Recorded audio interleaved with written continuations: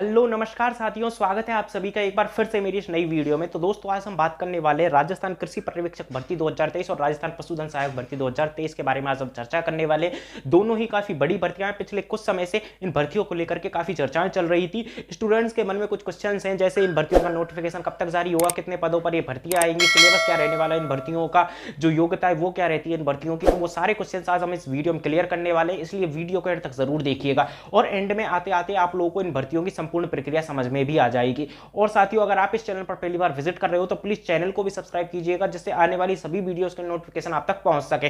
तो साथियों, सबसे पहले हम बात करते हैं पशुधन सहायक भर्ती, जिसको एलएसए भी बोला जाता है। एलएसए यानी कि पशुधन सहायक की जो लास्ट भर्ती हुई थी वो 2022 में हुई थी साथियों। 1436 पदों पर यह भर्ती हुई थी। ठीक है, अब बात करते हैं इनकी नई भर्ती कब तक आ सकती है 2023 में। आप लोगों को पता हो कि हमारी जो राजस्थान सरकार है उसने 1200 सब सेंटर्स की घोषणा की थी, लेकिन उससे पहले 1200 सब सेंटर से पहले भी इसने 1439 सब सेंटर्स की घोषणा कर रखी है। अगर इन टोटल सब सेंटर्स को मिलाया जाता है तो टोटल होते हैं 2639 सब सेंटर। यानी कि अगर राजस्थान सरकार इन सब सेंटर्स को अंडर प्रोसेस लाती है, इनके ऊपर काम करती है, इनको बनाती है, कर्मचारियों की जरूरत पड़ेगी। इसलिए कर्मचारियों की जरूरत पड़ेगी तो उनको भर्ती करवानी पड़ेगी, इसलिए डेफिनेटली भर्ती तो आएगी। अब बात करते हैं कितने पदों पर आएगी, तो 1000 से लेकर के साथियों 1500 पदों तक आप लोगों को भर्तियां देखने को मिल सकती है। 1000 से लेकर के 1500 पदों के बीच में आप लोगों को बड़ी भर्ती देखने को मिल सकती है। इसकी योग्यता क्या रहने वाली है, जिन भी स्टूडेंट्स ने वेटनरी डिप्लोमा कर रखा है, द्विवर्षीय ईएचडीपी जो द्विवर्षीय डिप्लोमा होता है वो कर रखा है, तो वो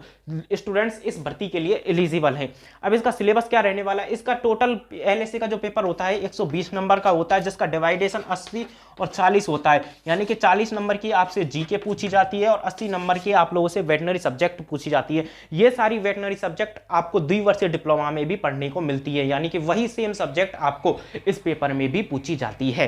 ठीक है, अब बात करते हैं साथियों कृषि पर्यवेक्षक भर्ती के बारे में। यानी कि ये जो कृषि पर्यवेक्षक की भर्ती है ये कब तक आ सकती है। कृषि पर्यवेक्षक भर्ती की बात की जाती है तो इसकी लास्ट भर्ती जो हुई थी 2021 में हुई थी। साथियों, पदों की अगर बात की जाती है तो ये 2000 से लेकर के 2500 के पदों पर ये भर्ती हुई थी, कृषि पर्यवेक्षक की भर्ती 2021 में।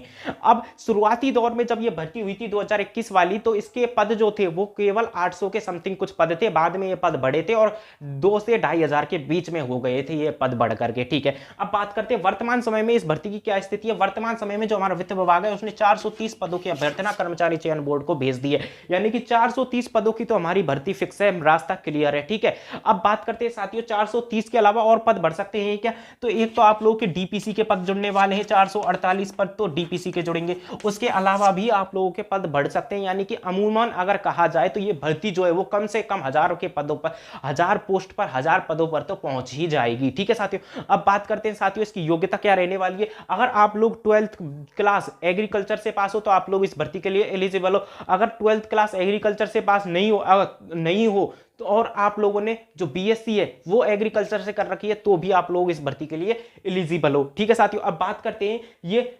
448 तो डीपीसी के पद जुड़ेंगे, 430 इसके पद जुड़ते हैं, तो 878 पोस्ट तो हमारी सीधी क्लियर है। यानी कि 878 पोस्ट पर तो कोई भी नहीं रोक सकता इस भर्ती को, और जो 878 के अलावा भी इसमें कुछ पद बढ़ सकते हैं। ठीक है, अब बात करते हैं कृषि पर्यवेक्षक की भर्ती का सिलेबस क्या है। सिलेबस की बात की जाती है तो आप लोगों से 25 नंबर की राजस्थान जीके पूछी जाएगी, 15 नंबर की आप लोगों से हिंदी पूछी जाएगी और 60 नंबर की आप लोगों से एग्रीकल्चर सब्जेक्ट पूछी जाएगी। ये भर्तियां रहने वाली हैं। इन भर्तियों का जो नोटिफिकेशन है वो अप्रैल के 1st या 2nd वीक में आप लोगों को देखने को मिलेगा, क्योंकि सभी भर्तियों का नोटिफिकेशन तभी आने वाला है।